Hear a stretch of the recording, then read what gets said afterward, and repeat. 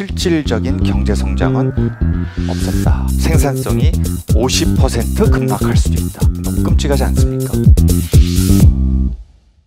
사실은 GDP라는 개념은 20세기에 개발된 개념이죠. 그렇지만 이것을 역추산해서 서기 1년부터 현재까지 인류는 어떤 경제 성장을 해왔을까를 이제 그림으로 보여드리는 건데요. 초기 1800년 동안 실질적인 경제 성장은 없었다라는 것이고, 지난 200년 동안 제가 여기 표시를 했습니다. 1820년부터 현재 2024년 아닙니까? 지난 200년 동안 인류는 100배의 경제 성장을 이뤄냈습니다. 200년 동안 100배 성장했고요. 그 전 1800년 동안은 거의 성장이 없었다. 그러니까 그림이 어떤 모양이죠? 수평으로 가다가 급격하게 꺾어져서 수직선에 가까운 이런 모양을 띠고 있죠. 무엇이 이것을 가능하게 했을까? 당연히 경제학자들이 궁금하게 생각할 그런 질문 아니겠습니까?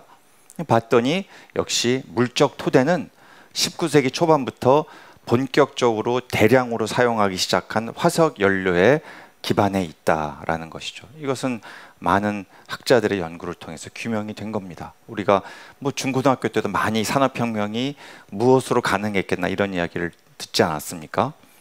석탄, 석유, 가스, 이 조합으로 이루어진 전기까지 속속 에너지원으로 등장하면서 이제 인류는 100배의 경제 성장을 이뤄낸 것이죠. 여기까지는 굉장히 아주 행복하고 해피한 스토리입니다. 여러분과 저는 이 시기에 극히 최근에 2000년의 기간으로 보면 극히 최근에 태어나서 이 엄청나게 많은 물질적인 혜택을 누리며 살아가고 있는 겁니다. 여기까지는 좋았는데 이 과학자들이 연구를 해보니까 탄소 배출이 기존의 땅과 공기와 바다를 순환하면서 만들어지는 이 균형의 어떤 괴리가 생기더라라는 것을 이제 발견하게 된 거죠. 이 가설이 등장하면서 50년 이상의 엄청나게 많은 연구들이 이루어져 왔습니다. 결론, 지구는 뜨거워지고 있다. 과거에도 뜨거워진 적이 있지만 이렇게 빠른 속도로 뜨거워진 적은 없다. 두 번째 명제, 왜 뜨거워졌냐? 자연현상의 일부라고 생각하면 마음은 편하겠지만 안타깝게도 그것이 아니다. 인간의 경제활동 때문이다. 그 중에서도 인간이 사용하는 화석 연료 때문이다. 라는 참인 명제에 이제 도달하게 된 것이죠. 이 두 가지 명제, 지구는 더워지고 있다, 화석 연료 사용이 그렇게 만들어 가고 있다. 이 두 가지의 명제가 참으로 받아들여진 이상 지금부터 저 같은 경제학자의 역할이 시작되는 겁니다.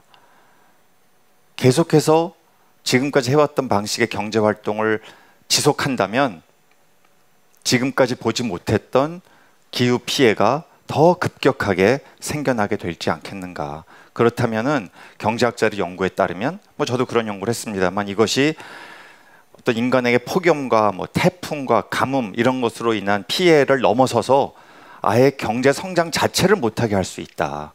이런 식의 많은 연구들이 속속 드러나게 되는 것이죠.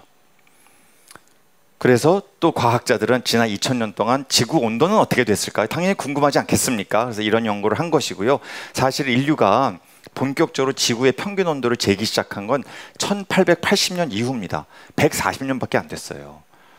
그 과거까지 다 추산을 합니다. 남극, 북극의 빙하도 조사하고요. 나무의 나이테도 조사하고 막 해가지고 해봤더니 뭐 산업혁명기를 0도로 기준했을 때 이 정도의 변화를 이루어왔다라는 것이죠. 쭉 오고 심지어는 뭐 지난 1400에서 1800년 사이에는 약간의 소빙하기도 있었다. 이제 이런 이야기가 과학적으로 규명이 되고 있는데 끝을 보십시오. 급격하게 오르지 않습니까? 그죠? 이게 이제 지금까지 네 가지 그래프가 갖는 공통점이 있지 않습니까? 어떻습니까? 쭉 가다가 갑자기 떠오른다. 그죠? 경제 성장도 그렇고 화석연료 사용도 그렇고 탄소 배출도 그렇고 온도도 그렇다라는 거죠. 앞에 우리 사회자께서 1.5도 말씀을 해주셨습니다만 저기 지금 왼쪽에 뭘 어떻게 돼 있습니까? 제일 위가 1.0도로 돼 있죠. 네, 그러니까 산업혁명기 기준으로 이제 1.0도를 초과하는 상황으로 가고 있다라는 것이고, 이게 이제 가장 최근에 작년 2023년 기준으로 온도가 어떻게 됐을까, 이거를 보여주는 그래프인데요. 이제 X축은 1월, 2월부터 12월까지입니다. 월별로 다 조사를 한 거예요. 월별로. 저희가 제뉴얼이 1월이죠. 그래서 끝에 이제 디셈버 12월까지 있습니다. 쭉 1940년부터 현재까지 해봤더니 파란색에서 옅은 빨강에 진한 빨강, 마지막 2023년 어때요? 확실하게 올라와 있죠, 그죠? 그래서 저 그림이 산업혁명기와 비교해 봤을 때 작년 1.45도를 올랐다. 앞에 사회자께서 잘 말씀해 주셨습니다만, 이제 1.5도를 넘어서면 과학자들은 우려하기를 지금까지와는 또 양상이 다른 그런 이제 기후 피해가 우리에게 닥칠 것이다라는 이야기를 뭐 계속해서 하고 있는 것이죠. 뭐 비근한 예로 유엔에서 발간하는 보고서가 있습니다. 이제 IPCC에서 발간하는 이 약자로 뭐 AR이라고 부르는 이 보고서에 따르면, 가장 최근 보고서에 따르면 가장 최악의 시나리오 하에서는 앞으로 10년 내에 농산물 생산성이 50% 급락할 수도 있다. 너무 끔찍하지 않습니까? 5%가 아니고 50%예요. 그러면 우리나라처럼, 우리 국민처럼 고기 좋아하는데 이 고기에 필요한 사료는 다 수입하는 나라에서는 이거 어떻게 되겠습니까? 아예 곡물 수입 자체를 못할 수도 있는, 우리나라는 뭐 못 산 나라가 아니니까 돈은 어떻게 마련한다고 하더라도 아예 이러한 곡물을 생산한 나라들이 수출 금지 조치를 취할 가능성이 매우 높은 것이죠. 아마 그 이전에 전 세계적으로 곳곳에서 자기 먹을 것을 확보하기 위한 분쟁과 전쟁이 일어날 수도 있습니다. 이런 것이 지금 과학자들이 생각하는 암울한 미래인 것이죠. 어느 나라가 이런 상황을 만들어가고 있는가 우리가 생각하지 않을 수 없고요. 여기 보시는 대로 이제 최근 자료에 따르면은 우리와 가까이 있는 나라들이 다 탄소 배출의 아주 강대국들입니다. 바로 옆에 중국, 현재 전 세계 탄소 배출의 31%를 차지하고 있는 막강한, 전 세계 석탄 소비의 50%를 차지하고 있는 막강한 나라가 중국입니다. 그리고 2위는 뭐 지금까지 가장 많은 탄소 배출을 해왔던 미국이란 나라고요. 3위는 인도, 4위 러시아, 5위 우리 옆에 있는 일본, 이렇게 쭉 가죠. 여기 지금 보면 이란이 6위로 돼 있죠, 맞죠?